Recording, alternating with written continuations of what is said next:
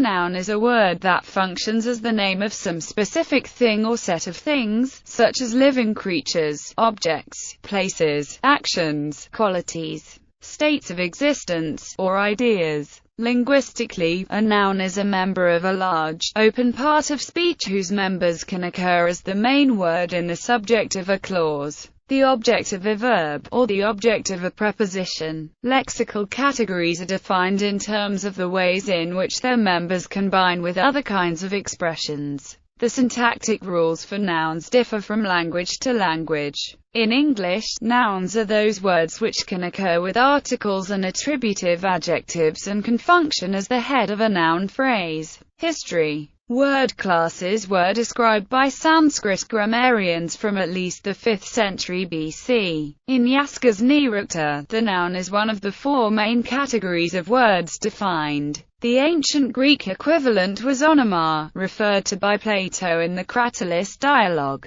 and later listed as one of the 8 parts of speech in the art of grammar, attributed to Dionysius Thrax. The term used in Latin grammar was nomen. All of these terms for noun were also words meaning name. The English word noun is derived from the Latin term, through the Anglo-Norman noun. The word classes were defined partly by the grammatical forms that they take. In Sanskrit, Greek, and Latin, for example, nouns are categorized by gender and inflected for case and number. Because adjectives share these 3 grammatical categories, adjectives are placed in the same class as nouns. Similarly, the Latin nomen includes both nouns and adjectives, as originally did the English word noun. The 2 types being distinguished as nouns substantive and nouns adjective. Many European languages use a cognate of the word substantive as the basic term for noun. Nouns in the dictionaries of such languages are demarked by the abbreviation S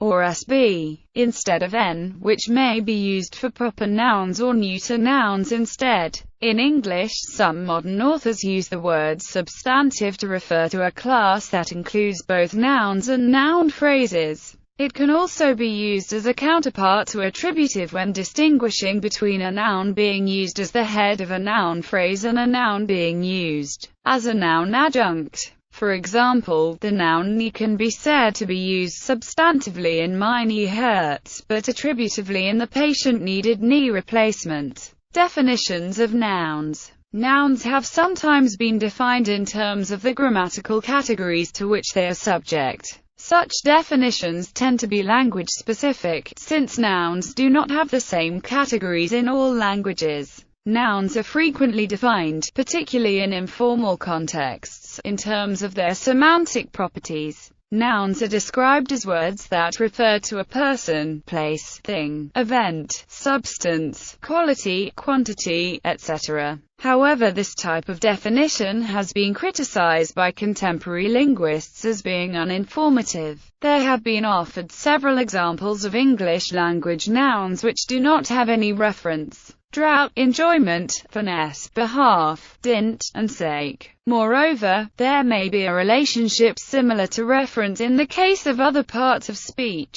The verbs to rain or to mother, many adjectives, like red, and there is little difference between the adverb gleefully and the noun-based phrase with glee. Linguists often prefer to define nouns in terms of their formal properties. These include morphological information, such as what prefixes or suffixes they take, and also their syntax, how they combine with other words and expressions of particular types. Such definitions may nonetheless still be language-specific, since syntax as well as morphology varies between languages. For example, in English it might be noted that nouns are words that can co-occur with definite articles, but this would not apply in Russian, which has no definite articles. There have been several attempts, sometimes controversial, to produce a stricter definition of nouns on a semantic basis. Some of these are referenced in the further reading section below. Gender. In some languages, nouns are assigned to genders, such as masculine, feminine, and neuter. The gender of a noun will often entail agreement in words that modify or are related to it.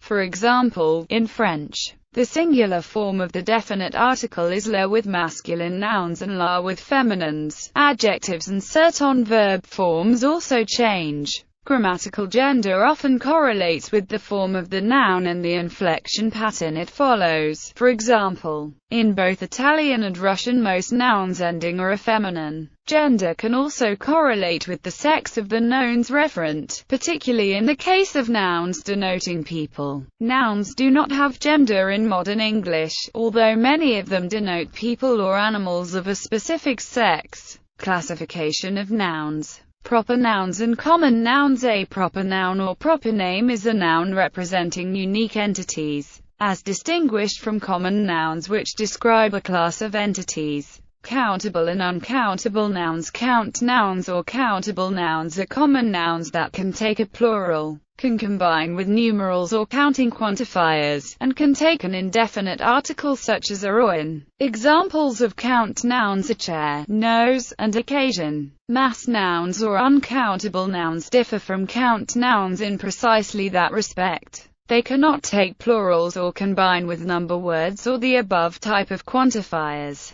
For example, it is not possible to refer to a furniture or three furnitures. This is true even though the pieces of furniture comprising furniture could be counted. Thus, the distinction between mass and count nouns should not be made in terms of what sorts of things the nouns refer to, but rather in terms of how the nouns present these entities. Many nouns have both countable and uncountable uses. For example, beer is countable in, give me 3 beers, but uncountable in, he likes beer. Collective nouns. Collective nouns are nouns that, even when they are inflected for the singular, refer to groups consisting of more than one individual or entity. Examples include committee, government, and police. In English, these nouns may be followed by a singular or a plural verb and referred to by a singular or plural pronoun, the singular being generally preferred when referring to the body as a unit and the plural often being preferred, especially in British English, when emphasizing the individual members.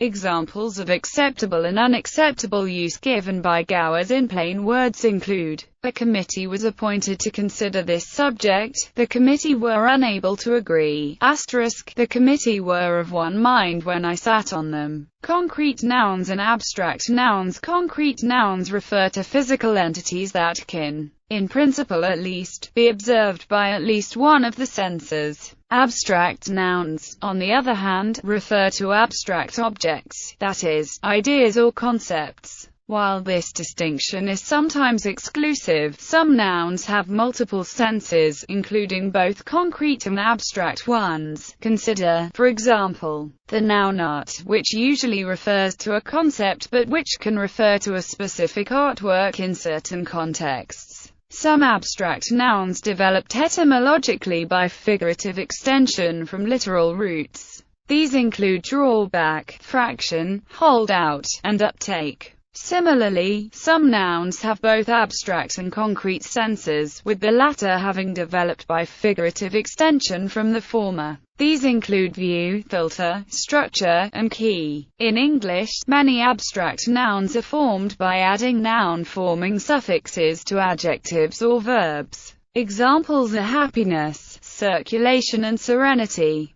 Noun phrases. A noun phrase is a phrase based on a noun, pronoun, or other noun-like word optionally accompanied by modifiers such as determiners and adjectives. A noun phrase functions within a clause or sentence in a role such as that of subject, object, or complement of a verb or preposition. For example, in the sentence, "The black cat sat on a dear friend of mine," the noun phrase "the black cat" serves as the subject, and the noun phrase "a dear friend of mine" serves as the complement of the preposition on. Pronouns. Nouns and noun phrases can typically be replaced by pronouns, such as he, it, which, and those, in order to avoid repetition or explicit identification, or for other reasons.